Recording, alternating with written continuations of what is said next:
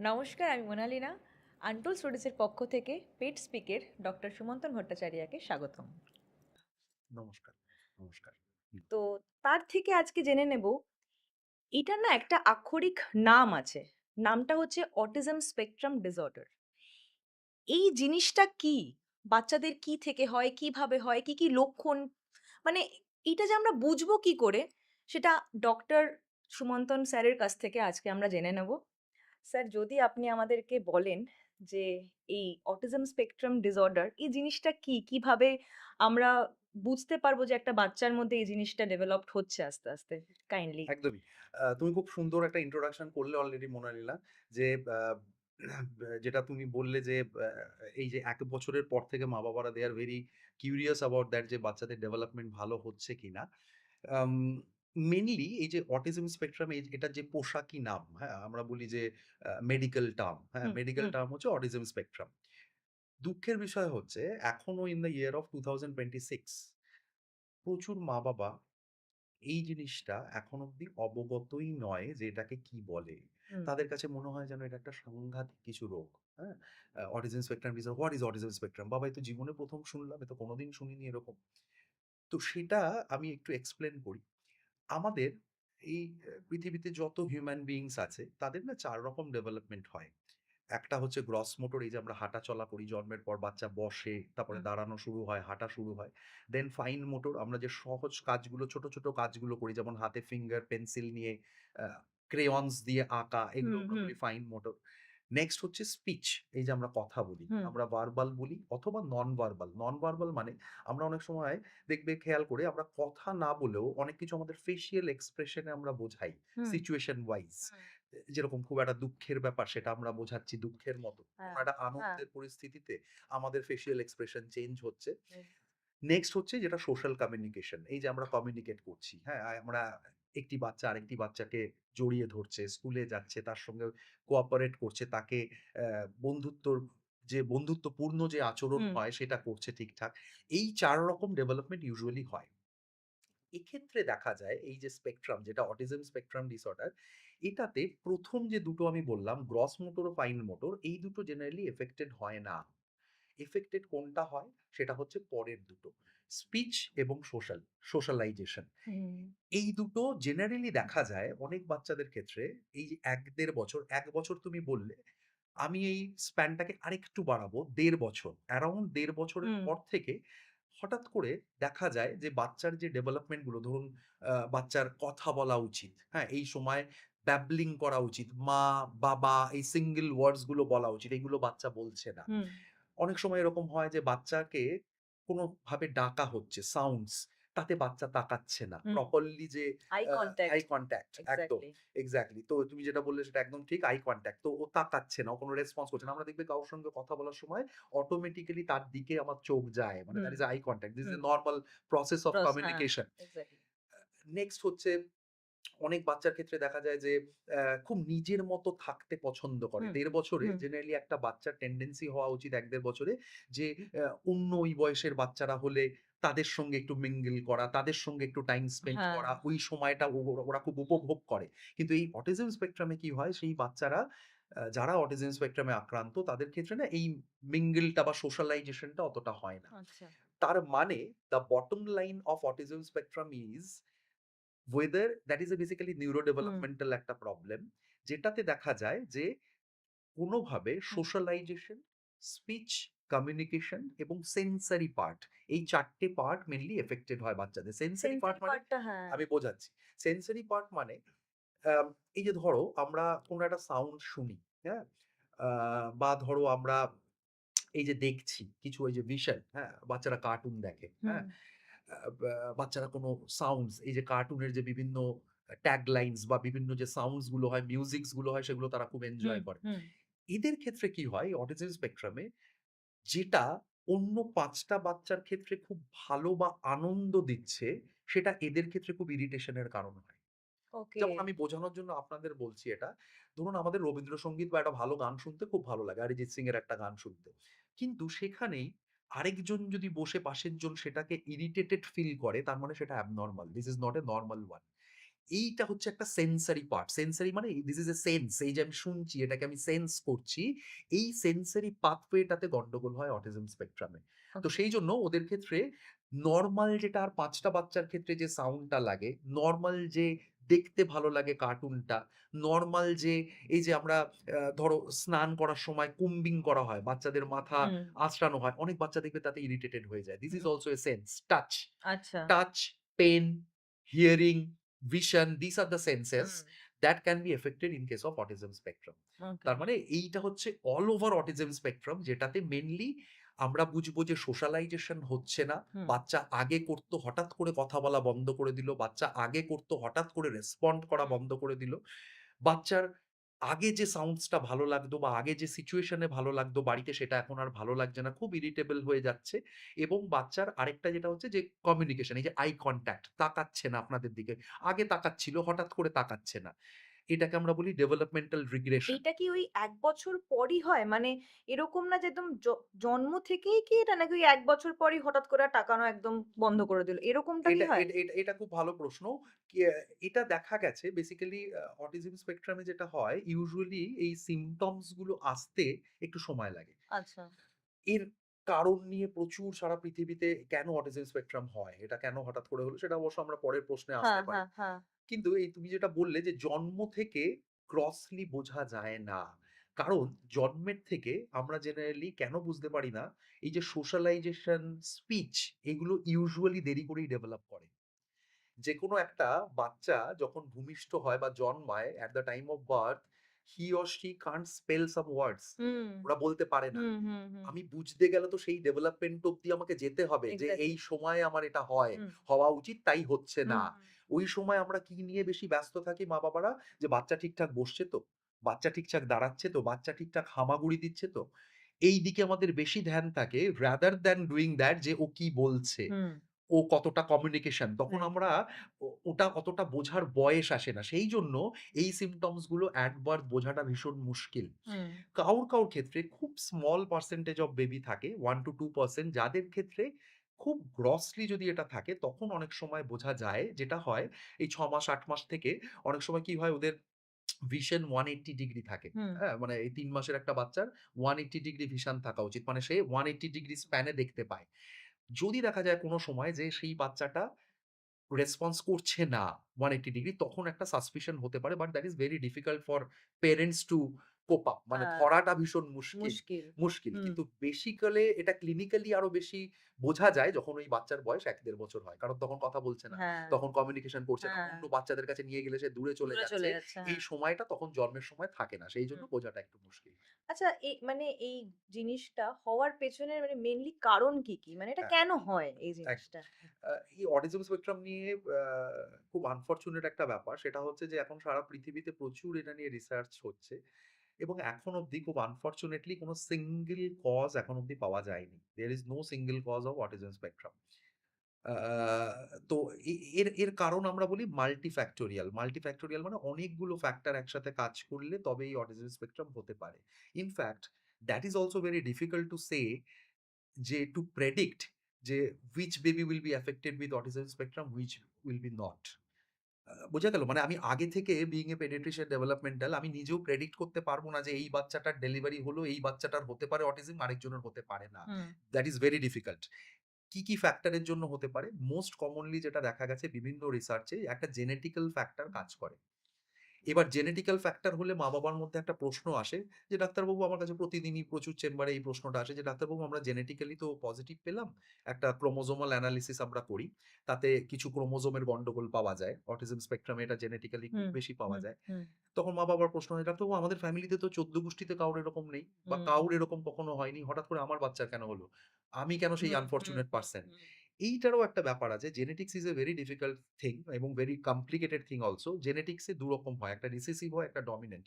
Recessive মানে অনেক ফ্যামিলিতে সেই ফল্টি জিনটা বা সেই অ্যাবনরমাল জিনটা তারা বাহন করে নিয়ে গেছে মা-বাবা। কিন্তু সেটা কখনো প্রকট হয়নি। সেটা প্রকট হয়েছে এই এই জেনারেশনে এসে। জেনারেশন এসে। হ্যাঁ, কিন্তু ছিল।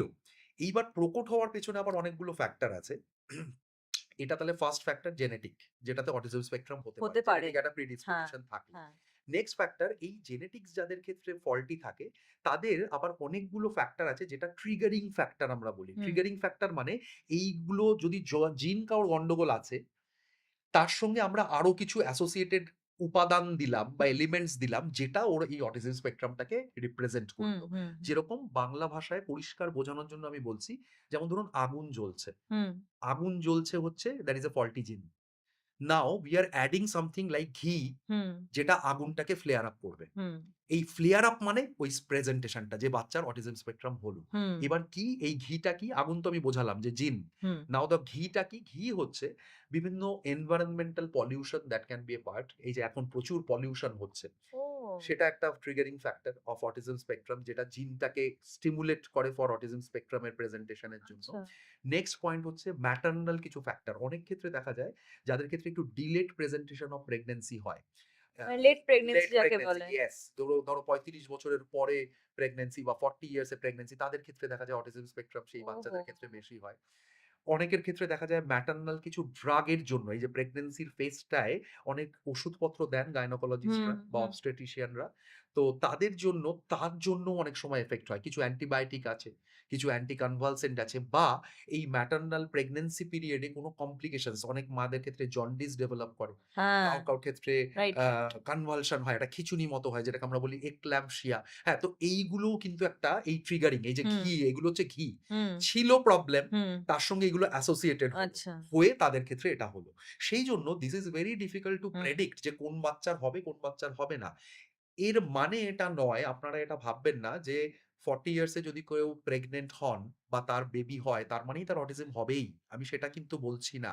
I am telling that this is the risk factor. মানে হতেও পারে। হতেও পারে। বাট হওয়ার সেজন্য আমাদের চান্সেস সাবধানতা থাকে হওয়ার একটুখানি। হ্যাঁ, চান্সেস থাকে। থাকে। But exactly. there is no single most cause তার of মানে autism এটা না spectrum. যে ৩৫ এর নিচে হলেও যে হবে না। হবে হতেই না, পারে। হতে পারে। হতেই ইনফ্যাক্ট পারে। এরকমও আমরা হিস্ট্রি পাই। ২৮ বছর ২৯ বছর বয়সে মা প্রেগন্যান্ট হুম, হয়েছেন এবং তার বেবি আমার কাছে এসছে। হুম, এখন তার হুম, ৩ বছর বয়স হুম, বাচ্চার। তার অটিজম স্পেকট্রাম হয়েছে। হুম, এরকম হচ্ছে। হুম, এরকম পাচ্ছি আমরা। হুম, অথচ তার কোনো কমপ্লিকেশনস নেই। আমি হুম, ওইজন্য বললাম মানে something is unknown hmm, but what is very small portion is known, হুম, সেটা হচ্ছে এই ফ্যাক্টরস গুলো যেগুলো হুম। নিয়ে আমি এখন তো আলোচনা করব। এইটা কি এমনি রিভার্সিবল এই জিনিসটা? এটাও একটা ভীষণ ইম্পোর্টেন্ট প্রশ্ন, এবং যেটা আ আপনার থেকেও বেশি ইম্পোর্টেন্ট প্রশ্ন হচ্ছে মা-বাবাদের। আমার কাছে প্রতিদিনই তারা করেন যে, "ডাক্তারবাবু, আমি তো এই অবস্থায় এলাম। I am that unfortunate parents.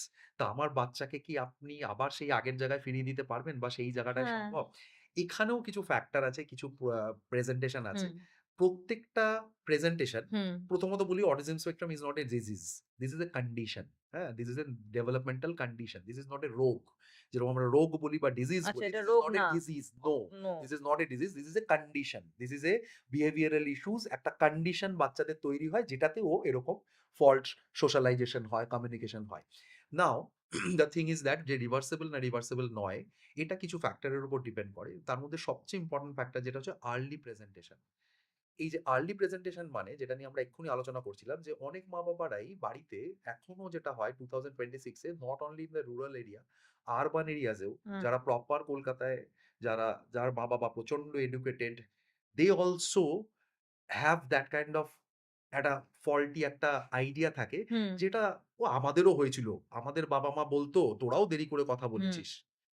Wait কর। যেতে হবে না কোথাও। কোথাও দেখাতে হবে না।" This is the first point whatever most of the parents they are making the hmm, fault. হুম, তারা ভাবে এটা খুব একটা ইউজুয়াল ব্যাপার। হুম, মানে এটা তো আমাদের সময়ও হয়েছিল। হুম, হ্যাঁ, আমাদের সময়ও মনে হয়। কিন্তু আজ থেকে ৫ বছর আগেও অটিজম স্পেকট্রাম নিয়ে কেউ জানতো না বা এই জিনিসটা নিয়েই কোনো আইডিয়া ছিল না। হুম, কোনো ডাক্তারও ইনফ্যাক্ট আমাদের মেট্রো সিটিজ এর হুম, মতো হুম, কোথাও ছিল না। হুম, এখন যেমন আমরা অনেকেই ডেভেলপমেন্টাল হুম, পেডিয়াট্রিক্স এটা নিয়ে অনেক বেশি হুম, হুম, চর্চিত এই হুম, হুম, বিষয়টা।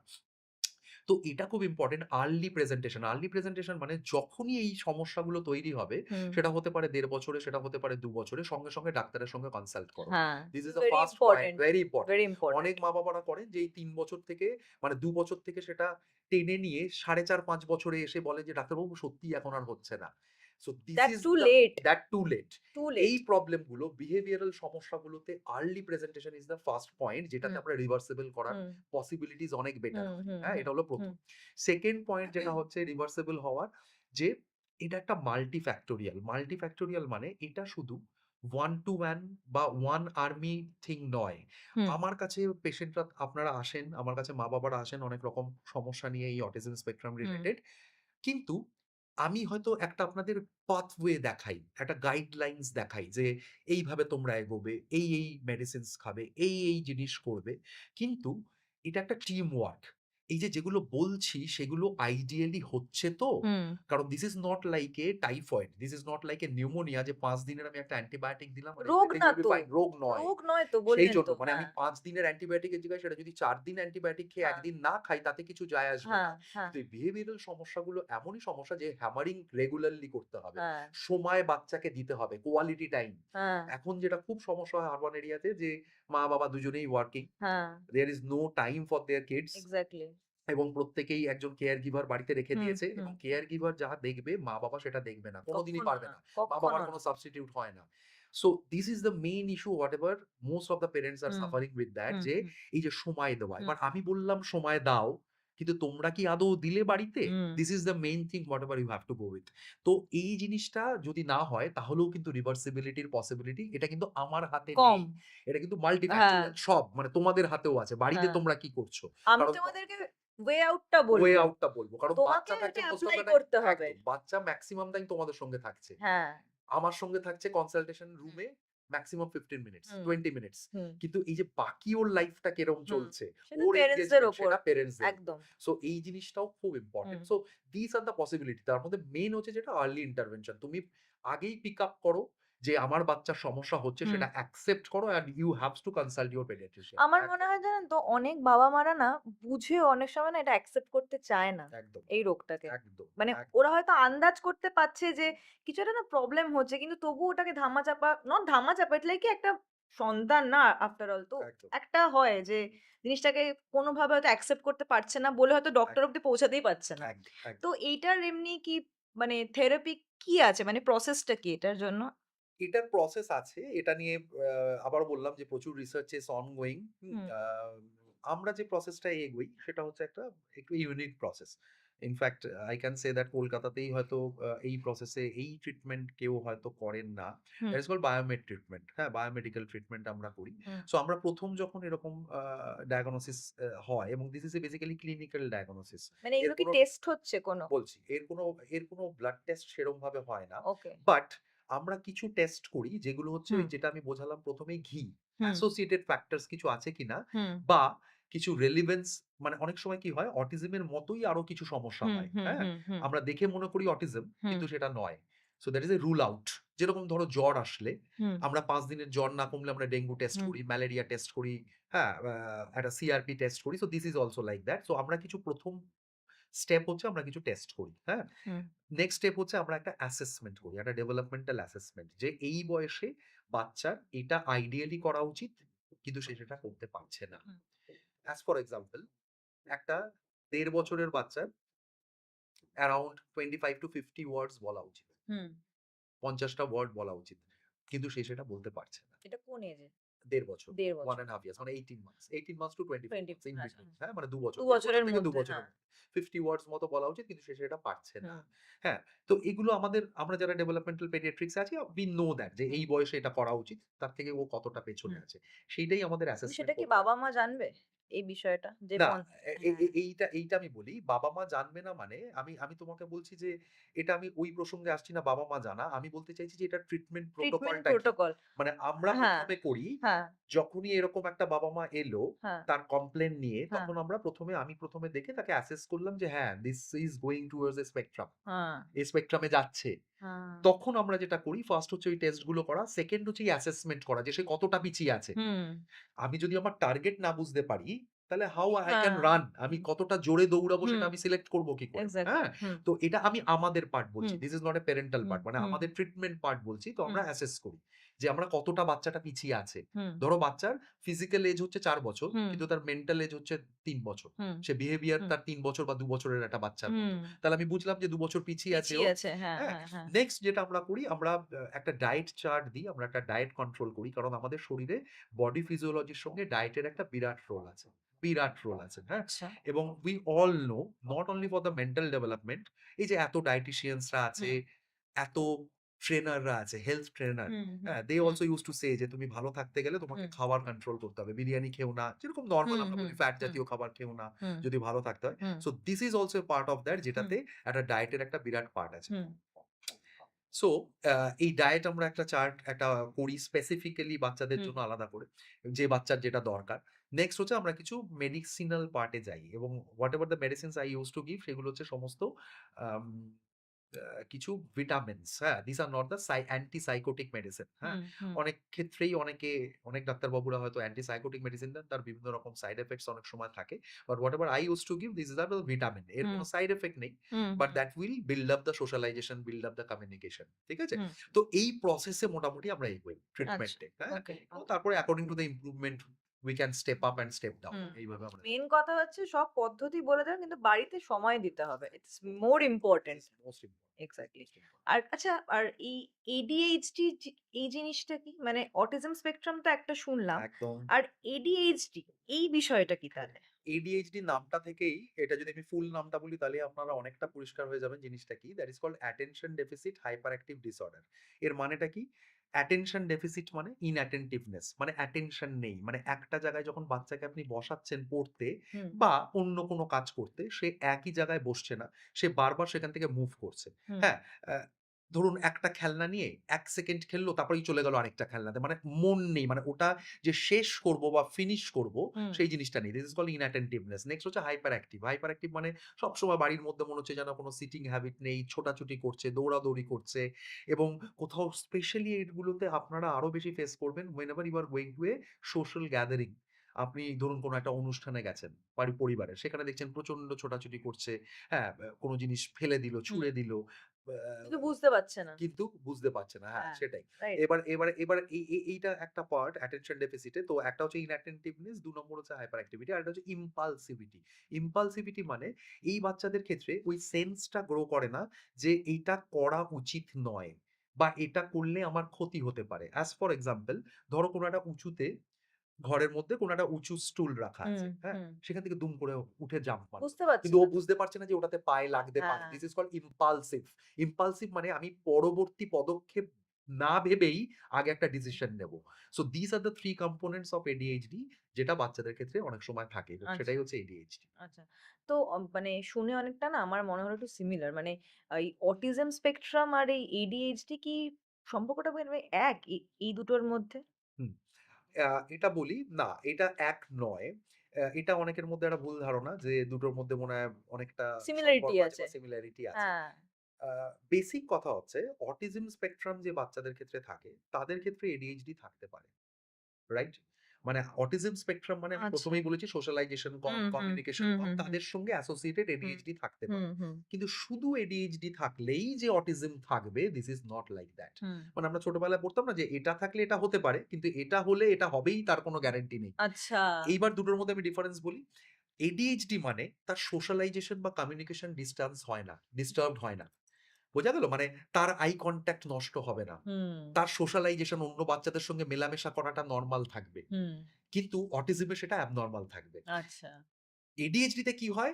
সে সোশ্যালাইজেশন বাট নট কিন্তু হঠাৎ করে অ্যাটেনটিভ। গিয়ে হয়তো ধাক্কা মেরে দিল বাচ্চাকে। হ্যাঁ, দিস ইস কল্ড হ্যাঁ। ADHD। Okay, but okay. Autism is ওর কাছেই যাবে না। ওর সঙ্গে ওর থেকে দূরে নিজের মতো থাকবে। So this is the difference between autism and ADHD। আচ্ছা।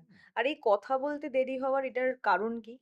হ্যাঁ, একটু স্পিচ যদি ডিলে এটাও একটা খুব ইম্পোর্টেন্ট হুম, ইমার্জিং এবং প্রত্যেকটা মানে মোস্ট অফ দ্যা 90% মা-বাবাই আমার কাছে এসে এই কমপ্লেইনটা করে এবং তারা ফার্স্ট হুম, প্রেজেন্টেশনটাই করে ডাক্তারবাবু কথা বলছে না। Speech delay. হুম, এটাও একটা কিন্তু ইম্পোর্টেন্ট এবং আমরা যেটা এতক্ষণ আজকের যেটা আলোচনার বিষয় ছিল অটিজম স্পেকট্রাম, তাতে কিন্তু স্পিচ ডিলেটা খুব কমনলি দেখা যায়। হুম, এবার যদি আমরা তার কারণে আসি, স্পিচ ডিলের অনেকগুলো কারণ হয়। তার মধ্যে একটা অলরেডি আমরা আলোচনা করলাম যে নিউরো হুম, ডেভেলপমেন্টাল একটা প্রবলেম বা সিচুয়েশন যেটাকে আমরা বলি অটিজম স্পেকট্রাম। 2nd কিছু কারণ আছে। 2nd হচ্ছে আ কিছু জেনেটিক্যাল প্রবলেম এর জন্য হয়। হুম, হ্যাঁ? জেনেটিক্যাল কিছু ডিজিজ এর জন্য হয়। there is a disease called Kallman syndrome, হ্যাঁ? তাতে অনেক সময় স্পিচ ডিলে হয়। নেক্সট হচ্ছে আ কিছু বাচ্চার ক্ষেত্রে আ ফ্যামিলি হিস্ট্রি যদি থাকে। হুম, আমরা অনেক সময় ফ্যামিলি হিস্ট্রি নিতে গিয়ে দেখি যে মা-বাবাও প্রচুর দেরি করে কথা বলেছে। হ্যাঁ? আচ্ছা। তাদের ক্ষেত্রে স্পিচ ডিলে হওয়ার একটা প্রবাবিলিটি থাকে। হুম, হ্যাঁ? মানে এটা একটা জেনেটিক্যালি ট্রান্সমিটেড হয়। নেক্সট হচ্ছে অনেক সময় ওরোমোটর রিলেটেড এই জায়গাটা স্পিচ আমরা কোথা দিয়ে বলি? আপনারা সবাই জানেন tongue. The sound. Tongue movement যদি না হয় আমার কথা বেরোবে না, সাউন্ড বেরোবে না, ফোনেশন বেরোবে না। সো টাং মুভমেন্ট যদি কোনো কারণে আটকায় সেটার একটা সিচুয়েশন হয় দ্যাট ইস কল্ড টাং টাই। এই যে আমাদের জিভটা, জিভের যে মাথাটা আছে সেটা আমাদের নিচে তালুতে একটা জায়গায় লাগানো থাকে অনেক বাচ্চার ক্ষেত্রে, হ্যাঁ? তাদের ক্ষেত্রে tongue movement is not normal. তাদের ক্ষেত্রে স্পিচ ডিলে হতে পারে। হুম? আচ্ছা। আর সর্বোপরি আরেকটা খুব important that is called neglect. Neglect মানে যেটা আমরা ১ম এই আলোচনা করলাম। বাচ্চা যদি কথা বলার লোক বাড়িতে না পায়, হুম, ওর সঙ্গে যদি আপনারা interact না করেন হুম, ঠিকঠাকভাবে, হুম, আপনারা কেয়ার গিভার এর উপর ছেড়ে দিয়েছেন, হুম, নিজেরা নিজেদের লাইফটা এনজয় করছেন নিজেদের মতো। কিন্তু এই সময়টা যতক্ষণে আপনি বুঝতে গেলেন, ততক্ষণে দেরি হয়ে গেছে। কথা বলতে হবে, বাচ্চাদের সঙ্গে interact করতে হবে, বাচ্চাদেরকে রাইম শোনাতে হবে, বাচ্চাদেরকে নিয়ে ঘুরতে বেরোতে হবে, বাচ্চাদের সঙ্গে কোয়ালিটি টাইম স্পেন্ড করতে হবে। তাতে কথা আসবে। Neglect is a very important issue যেটাতে বাচ্চারা কথা বলা বন্ধ হয়ে যায়। হুম, বাচ্চাদের মনের মধ্যেও আমরা ভাবি বাচ্চাদের আবার স্ট্রেস কোথায়? বাচ্চাদেরও স্ট্রেস হয়। খালি বড়দের স্ট্রেস হয় না। আমাদের স্ট্রেসের লেভেলটা অন্য, বাচ্চাদের স্ট্রেসের লেভেলটা অন্য। প্রবলেম যেটা আমরা আমাদের স্ট্রেস এক্সপ্রেস করতে পারি, বাচ্চারা কিন্তু এক্সপ্রেস করে না, নিজের মধ্যেই থেকে যায়। সেইজন্য সবচেয়ে বড় প্রবলেম হচ্ছে এই নেগলেক্ট করাটা। হুম, মানে আপনি যত বাচ্চাকে নেগলেক্ট করবেন, ওর সঙ্গে কম কথা বলবেন, সেই বাচ্চাদের ক্ষেত্রেও আমরা দেখেছি স্টাডিজ বলছে হুম, হুম, যে they have a high probability of speech delay. হুম, তো স্পিচ ডিলের আমি অনেকগুলো কারণ হুম। তোমাকে বললাম অলরেডি। আচ্ছা, এই অটিজম স্পেকট্রাম আর এই ADHD র মধ্যে যেটা হলো না যে সবার অটিজম হলেও যে তার মধ্যে ADHD আছে এটা হতে পারে। কিন্তু হ্যাঁ, ADHD থাকলে যে একদম। অটিজম হবে এটার কিন্তু নয়, কোনো মানে নেই। নয়। রাইট? কিন্তু এটার মধ্যে না কয়েকটা জিনিস একটু সিমিলার আছে। রাইট? কিছু, একদম, কিছু বিষয়। একদম। তো এটা মা-বাবা বা শিক্ষক যখন ওরা একটু বড় হচ্ছে বাচ্চারা, তারা কি করে এই সূক্ষ্ম পার্থক্যটা এনালাইজ করবে? এই সূক্ষ্মতা আমি ১ম এই বললাম যে ADHD মানে হচ্ছে শুধু হাইপার অ্যাক্টিভিটি। কিন্তু তার সোশ্যালাইজেশন বা কমিউনিকেশন এ প্রবলেম হবে না। তার আচ্ছা। মানে মা-বাবাদের ক্ষেত্রে এই জিনিসটা খেয়াল রাখতে হবে যে সে অন্য ৫ টা বাচ্চার হুম, সঙ্গে মেলামেশা করছে কিনা নরমালি। হুম, অন্য তাকে আপনারা যখন ডাকছেন সে প্রপারলি আই কনট্যাক্ট করছে হুম, কিনা, সে প্রপারলি কমান্ড ফলো করছে কিনা, যেটা আপনি বলছেন হুম, সেটা শুনছে কিনা। হুম, কিন্তু এর সাথে দুরন্তপনা আছে। এগুলো শুনছে কিন্তু এত দুরন্ত যে আপনাদের লাইফস্টাইল হ্যাম্পার হচ্ছে। হুম, এখানে এই প্রসঙ্গে আমি একটা ছোট্ট করে কথা বলি। এখানে একটা টার্ম আছে that is called temper tantrum. Temper tantrum হচ্ছে যেটাকে আমরা বলি খুব দুষ্টু বাচ্চা। হুম, হুম, যেটাকে আমরা বাংলা ভাষায় এবং হুম, হুম, অনেকেই আমরা ছোটবেলায় অনেকেই হয়তো ছিলাম একটা ফেজ আসে আমাদের লাইফে যে আমরা প্রচন্ড দুষ্টু হই। হ্যাঁ? সেটা কিন্তু নরমাল ভ্যারাইটি। এখানেও একটা ডিফারেন্স যে এইটা কি সত্যি দুষ্টুমি নাকি ADHD? হুম, হ্যাঁ, এটাও কিন্তু একটা ব্যাপার। কিন্তু এটা ডিফারেন্স করাটা আপনাদের ক্ষেত্রে একটু কষ্টকর। সেটার জন্য আমরা স্পেশালিস্টরা আছি যে এটা আদৌ নরমালি দুষ্টুমি না এটা ADHD। আম আ কিন্তু যেটা খুব ইম্পোর্টেন্ট যে এই ডিফারেন্সটা যে আই কনট্যাক্ট করছে কিনা, কমিউনিকেশন করছে কিনা তার সঙ্গে দুরন্তপনা করছে কিনা। হুম, তার মানে শুধু ADHD। হুম, আর যদি ওটা না করে তার মানে ওর একটা স্পেকট্রাম থাকার প্রবাবিলিটি আছে। আচ্ছা। আর কি বলুন তো মানে এই মানে এটা তো রোগ না যদিও। বাট এই জিনিসটা যখন বাচ্চাদের হয় না তো মা-বাবাদের মধ্যে না একটা মানসিক চাপ সৃষ্টি হয়। একদম, রাইট? কিন্তু তারা এটার জন্য তাদের নিজের মানসিক চাপ বজায় রাখার জন্য তাদের কি করা উচিত? মানে উপায় কি? একদম। আ এটা সত্যিই খুব ইম্পোর্টেন্ট এবং আমি ১ম এই যেটা বললাম মানে অনেক মা-বাবাই আমাকে প্রশ্ন করেন অলমোস্ট অল্টারনেট ডেই ক্লিনিকে হুম, এই প্রশ্নটা আসে যে, "আমরা কেন এই আনফরচুনেট প্যারেন্টস, হ্যাঁ? হুম, আমাদের সঙ্গেই কেন হলো ডাক্তারবাবু এটা?"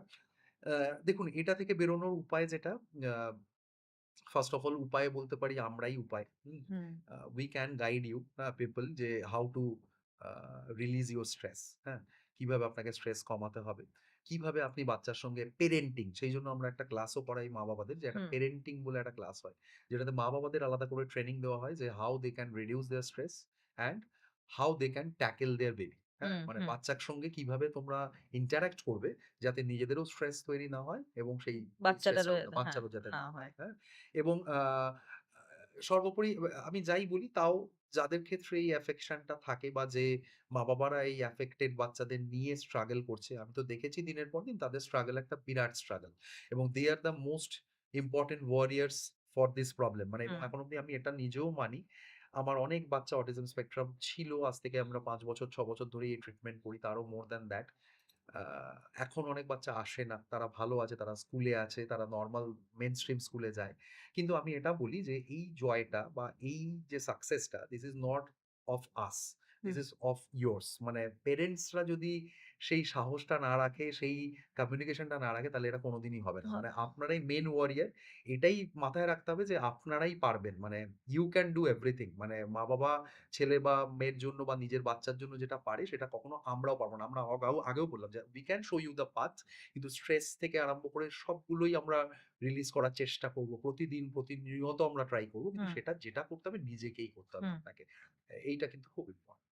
আচ্ছা, অটিজম একটা রোগ হুম, বা এটা কোনো রকম ওষুধের মাধ্যমে ঠিক হতে পারে, সম্ভব। হুম। এই ভুল ধারণাটাকে সমাজে আপনি অ্যাজ আ ডক্টর এই বিষয়ে আপনি কি বলতে চান? হ্যাঁ, অটিজম বেসিক্যালি না, এই ব্যাপারটা আমি একটু বলতে চাই যে অটিজম এই আজ থেকে ১০ বছর আগে যখন এইটা নিয়ে অতটা হুম, আ বা এটা অত চর্চিত বিষয় ছিল না বা অটিজম নিয়ে এতটা রিসার্চেস ও এগোয়নি। তখন এই জিনিসটা ভাবা হতো এবং এই জিনিসটা অনেক স্পেশালিস্টরাও বলতেন যে অটিজম উইল নট বি কিউরড। হুম, এটা ঠিক হবে না। হুম, একই রকম থেকে যাবে। কিন্তু এখন বিজ্ঞান অনেক এগিয়েছে, হুম, সায়েন্স অনেক এগিয়েছে। এবং অনেক নতুন, নতুন এর মেডিসিনস আসছে। অনেক ভিটামিনস, বায়োমেড যেটা আমি বললাম ১ম হুম, এই যে প্রসেস অফ ট্রিটমেন্ট আমরা করি। এবং তাতে আমরা প্রচুর ভালো রেসপন্স পাচ্ছি এবং we are getting in that way যে অনেক বাচ্চাই আমার এরকম আছে যে they are having moderate to severe autism, কিন্তু তা ছিল আজ থেকে হয়তো ২ বছর আগে। কিন্তু they are absolutely normal now. আপনারা দেখলে I can give hmm. you the guarantee about that যে আপনি নিজে বুঝতেই পারবেন না যে এই বাচ্চাটার অটিজম ছিল। একসময় ও কোন কথাই বলত না। এখন একদম এখন একদম they are absolutely fine. A so সেইজন্য উইথ দ্যা ইনক্রিজমেন্ট আশা করি যেটা যে এখনো গ্লোবালি এই নিয়ে যা রিসার্চেস হচ্ছে তাতে আগামী দিনে এর থেকে আরো ভালো আরো হুম, মডালিটি অফ ট্রিটমেন্ট আসবে। হুম। যেটাতে হয়তো আ এই সমস্যাটা থেকে আমরা পার্মানেন্টলি একটা কিওর একটা পেতে পারি। হ্যাঁ, বুঝতে পারলাম। হুম, আচ্ছা, এরকমও হয়, মানে এটা আমার একটা প্রশ্ন যে ধরুন অনেক বাচ্চারা বেসিক্যালি হুম, এখন যে পরিবেশে বড় হচ্ছে যেটাকে বলে দ্বৈত ভাষা বা বাইলিঙ্গুয়াল যে জায়গাটা, হুম, যে ঘরে আমরা বাংলায় কথা বলছি হুম, কিন্তু টিভিতে হয়তো ইংলিশ কিছু চলছে, হুম, কোনো চ্যানেলে হুম, কিছু চলছে। হুম, তো একদম। সেটা শোনা মানে দুটো ভাষা যখন সে শুনছে সেই বাচ্চাটা, হুম, হুম, এটার কি কোনো রিজন আছে তার দেরিতে মানে একদম। স্পিচটা আসার? অ্যাবসোলিউটলি। আমরা অনেক সময়ই এটা হিস্ট্রি নিয়ে দেখি যে হুম, আ আ এই যেটা একটু আগে কথা হচ্ছিল স্পিচ ডিলের কি কারণ? হুম, তাতে আমি এইটা অবশ্য মেনশন করিনি। আমি আরো ৫-৬ টা কারণ মেনশন করেছি। কিন্তু হুম, bilingualism is a ইম্পোর্টেন্ট কারণ। Important cause behind the speech delay.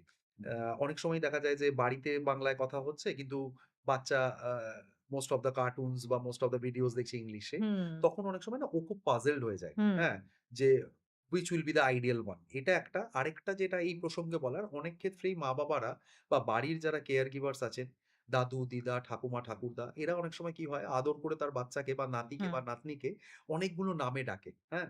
This is also a reason of that, যে ও খুব পাজলড হয়ে যায়। হুম, একটা স্পেসিফিক একটা নামেই ডাকবেন এবং একটা ভাষাতেই হুম। ইউস করবেন। তাহলে এটা কি দুটো ওদের রোগের বুঝতে মানে খুব সুবিধা হয়। দুটোর ক্ষেত্রেই কি তাই? ADHD plus autism? এটা মেইনলি অটিজম এর অটিজম এর ক্ষেত্রে ক্ষেত্রেই মেইনলি হয়। মেইনলি। Not in ADHD। ওকে। হ্যাঁ, কারণ ADHD এর ক্ষেত্রে কমিউনিকেশন বা সেনসরি পাওয়ার অতটা অতটা এফেক্টেড হয় না। এফেক্টেড হয় না। হ্যাঁ, হুম, হয়ই না ইনফেক্ট। তো হুম, এক্ষেত্রে যেহেতু হয় সেইজন্য দুটো bilingualism করা যাবে না। একটা ওয়ার্ডস এই মানে এবং একটা মানে ভাষাতেই আপনাকে কথাটা বললে হুম। বেটার। হ্যাঁ। আচ্ছা, এই ADHD আক্রান্ত যারা শিশুরা আছেন, তো তাদেরকে কি ১ম এ মানে মেইনস্ট্রিম স্কুলে দেওয়া উচিত নাকি তাদের জন্য কোনো স্পেশাল স্কুল আগে হুম। সেখানে দেওয়া আ উচিত? এই প্রসঙ্গে যেটা আমি বলব যে ফার্স্ট হচ্ছে আ এটা ডিপেন্ড করছে যে আমি কোন স্কুলে দেব সেটা ডিপেন্ড করছে প্রেজেন্টেশন এর উপর। ওকে। নেক্সট হচ্ছে যে সিভিয়ারিটির উপর। ও হুম, কতটা সিভিয়ার অটিজম, হুম, এবং কোন বয়সেও প্রেজেন্ট করছে। যেরকম আমি যেটা একটু আগে বললাম যে আর্লি ইন্টারভেনশন, হুম, মানে যদি তোমরা আগেই প্রেজেন্ট করো, ধরো স্কুলে যাওয়ার সময় হয়নি, তার আগেই আমরা পিক আপ করে নিলাম যে অটিজম হুম, স্পেকট্রাম। হুম, তাদের ক্ষেত্রে অনেক সময়ই আমরা বলি যে নরমাল প্লে স্কুলে দাও। Gradually during the time of treatment he or she will improve এবং you can hmm, shift to the mainstream school. হুম। অনেক ক্ষেত্রে আমাদের কাছে বাচ্চারা আসেন যারা ৭ বছর বয়স হয়ে গেছে তারপর তারপরে আসছে। হ্যাঁ, তখন ডেফিনিটলি তাদের স্পেশাল স্কুলই লাগবে। কারণ হ্যাঁ। আমি বললাম যে ডিলেড প্রেজেন্টেশন হলে সেই ক্ষেত্রে এই জায়গাটা থেকে বের করাটা ভীষণ ডিফিকাল্ট হয়ে যায় সবার ক্ষেত্রেই। হ্যাঁ? তো এইটা ডিভাইড ডিভাই ডিস ডিসিশন মেকিং হচ্ছে এজ প্রেজেন্টেশন এর উপর, যে কোন বয়সে বাচ্চা আসছে এবং তার সিভিরিটি অফ অটিজম কতটা। This is the reason. আচ্ছা। আর এই আর্লি ইন্টারভেনশন যেটা আছে মানে বাচ্চারা যদি এখন মানে একটা হয় না যে ৩ বছরের আগে যদি থেরাপিটা শুরু হয় তাতে কি তফাৎ হয়? আর একটু লেট হলে তাতে কি সমস্যা দেখা হ্যাঁ, ওই যায়? একই ব্যাপার যেটা আমি বললাম প্রত্যেকটা ট্রিটমেন্ট হুম, মডালিটিতেই যে early intervention will give a early result, হুম, হ্যাঁ? অর বেটার রেজাল্ট, হ্যাঁ? হুম, তো থেরাপি থেকে আরম্ভ করে শুধু থেরাপি নয়, আমি আবারও বলব যেটা এটা নিয়েও একটা ধারণা আছে অনেকের মধ্যে যে শুধু থেরাপি করলেই হয়তো অটিজম স্পেকট্রাম ভালো হুম, হয়। This is not like that. Therapy is means আমি আউটার পোরশন, আমার বডির আউটার পোরশন গুলোকে স্টিমুলেট করছি। হুম, কিন্তু আমাকে ভেতর থেকে ভালো করতে হবে। হুম, অটিজমে যেটা হয় আমাদের ২ রকম প্রসেস হয়। এই যে আমি আপনাকে যেটা বলছি বা আপনি আমাকে যেটা উত্তর দিচ্ছেন বা প্রশ্ন করছেন, তার মধ্যে একটা রিলেভেন্স আছে। হুম, কেন আছে? কারণ আমি যেটা বলছি সেটা আপনার ব্রেইনে রিসেপশন হচ্ছে হুম, এবং রিসেপশন করার পর আপনার ব্রেইন আপনাকে সিগনাল দিচ্ছে যে এর উত্তর এটা হওয়া উচিত। হুম, রাইট? রাইট। অটিজম স্পেকট্রামে যেটা হয় এই reception pathway will be disturbed. হুম, সেইজন্য সেইজন্য ভীষণ ইম্পোর্টেন্ট যে ও যদি রিসেপশনই না করে, তাহলে আমি শুধু এই জায়গাটার এক্সারসাইজ করিয়ে ওকে কথা বলাতে হুম। পারব না। আমাকে এই রিসেপশন এর প্রসেসটা ভালো করতে হবে এবং that can be only done with the change inside the body, not the outside. আচ্ছা মানে অনেকে না এটাও ধারণা করেন যে বাচ্চারা যদি অতিরিক্ত স্ক্রিন দেখে বা মানে হয় না যে অনেকে খেতে খেতে মোবাইল ইউজ করছে মোবাইল হুম। দেখে গেম টেম এটার জন্য কি অটিজম হয় নাকি এটা শুধুই একটা মিথ? না, এটা মিথ নয়। একদমই আপনি একটা ভালো প্রশ্ন করেছেন এবং এক্ষেত্রে আমি ১ম দিকে যেটা বলেছিলাম একটা কথা যে, আগুন হচ্ছে ফল্টি জেন হ্যাঁ।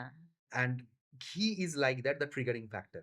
হুম, তার মানে জিন আছে, screen is also like a ঘি। হুম, মানে স্ক্রিন যদি সেই বাচ্চারা বেশি দেখে, এরকম প্রচুর বাচ্চা আছে আমার কাছে আসে, নরমাল। আমি তো ধরুন not only the developmental paediatrics, আমি নরমাল বাচ্চাও দেখি, নিউমোনিয়াও দেখি, লাং ইনফেকশন ও দেখি, ব্রেইন ইনফেকশন ও দেখি, সব বাচ্চা ভ্যাকসিনেশন থেকে আরম্ভ করে এবং তাদের মধ্যে অনেক বাচ্চাই আছে যে আজকালকার দিনে মোস্ট অফ দ্যা বাচ্চা they are engaged with the screen. সব বাচ্চাই। মানে সারাদিনে যদি সে ১০ ঘন্টা বাড়িতে থাকে, হুম, তার মধ্যে মোর দ্যান 50% সে স্ক্রিনেই থাকে। সেটা আমি নরমাল সব বাচ্চার ক্ষেত্রে বলছি। যেকোনো ঘরে, ঘরে মানে যেকোনো মা-বাবাকে প্রশ্ন করলেই হয়তো এইটাই হুম, উত্তর পাবো। হুম, কিন্তু সবার কি তার মানে অটিজম হচ্ছে? তা কিন্তু নয়। অ্যা মানে সব বাচ্চাই যদি স্ক্রিন দেখে, তারই যে অটিজম হবে this is not like that. কিন্তু যাদের ক্ষেত্রে হওয়ার প্রবাবিলিটি আছে, তাকে যদি আমি বেশি স্ক্রিন দেখাই, তার হুম, কিন্তু অটিজম তারও স্পেকট্রাম হতে হওয়ার পারে। একটা প্রবাবিলিটি আছে। হ্যাঁ, কিন্তু ইন জেনারেল স্ক্রিন বেশি না দেখানোই ভালো। Because this is not a good habit.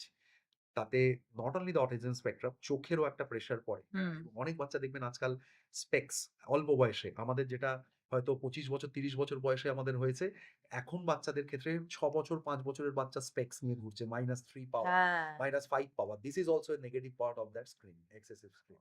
ঠিক আছে? সো ওকে, স্ক্রিন করাটা ওকে, উচিত ওকে, নয়। ওকে। তো এই বাচ্চাদের যারা এই অটিজম বা ADHD আক্রান্ত যে বাচ্চারা হয়, তাদের কি কোনো রকম মানে বিশেষভাবে খাবার-দাবারের ক্ষেত্রে কোনো কিছু পরিবর্তন দরকার? যেমন ধরুন গ্লুটেন ফ্রি বা সুগার ফ্রি কোনো রকম? একদম। এটা রিসার্চেস বলছে যেটা আমি ১ম এই বললাম আমাদের ট্রিটমেন্ট মডালিটির মধ্যে আমরা হুম, স্পেসিফিক্যালি এই ডায়েটটার উপর খুব বেশি জোর দিই এবং আমরা একটা স্পেশাল ডায়েট চার্ট বাচ্চাদের দিই প্যারেন্টসদের আরকি। তো এখানে ৩ টে জিনিস খুব ইম্পোর্টেন্ট। একটা হচ্ছে গ্লুটেন ফ্রি, একটা কেজিন ফ্রি আর একটা সোয়া ফ্রি। হ্যাঁ? হুম, হুম। এই ডায়েটের কিন্তু একটা রোল আছে। হ্যাঁ? আচ্ছা। দেখা গেছে যে গ্লুটেন ইস বেসিক্যালি এ প্রোটিন যেটা আমাদের আটা, ময়দা এই জাতীয় খাবারগুলোর মধ্যে থাকে। হুম, যাদের ক্ষেত্রে অটিজম স্পেকট্রাম থাকে তাদের যদি আমরা এই খাবারটা বেশি দিই, তাদের সিম্পটোমেটিক্যালি তারা ডিটোরিয়েট করতে পারে। ওকে।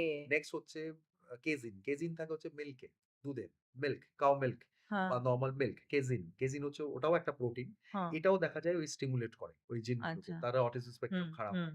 অনেকের ক্ষেত্রে দেখা যায় সয়াবিন, সয়াবিনের মধ্যে সোয়া প্রোটিন থাকে। হুম, soya protein is also making that kind of issue. সেইজন্য আমি ১ম এই বলেছি যে আমাদের মেইন ট্রিটমেন্ট এর মডালিটিস হচ্ছে যে ট্রিটমেন্ট, থেরাপি এবং ট্রিগারিং ফ্যাক্টর গুলোকে বন্ধ করা। হুম, ট্রিগারিং ফ্যাক্টর মানে যেটা ওকে খারাপ করতে পারে। যেরকম স্ক্রিন না করা। ওকে সময় দেওয়া, ওর এই খাবারগুলো বন্ধ করা। These are the triggering factor that can আ কি বলবো deteriorated আ autism spectrum. হুম, একটা autism spectrum যদি থাকে, সে যদি মাইল্ড ফর্ম এ থাকে, হুম, এগুলো যদি সে লাইফস্টাইল মডিফিকেশন না করে, সে খারাপের দিকে যেতে থাকবে। হুম। So this is the main modality of that.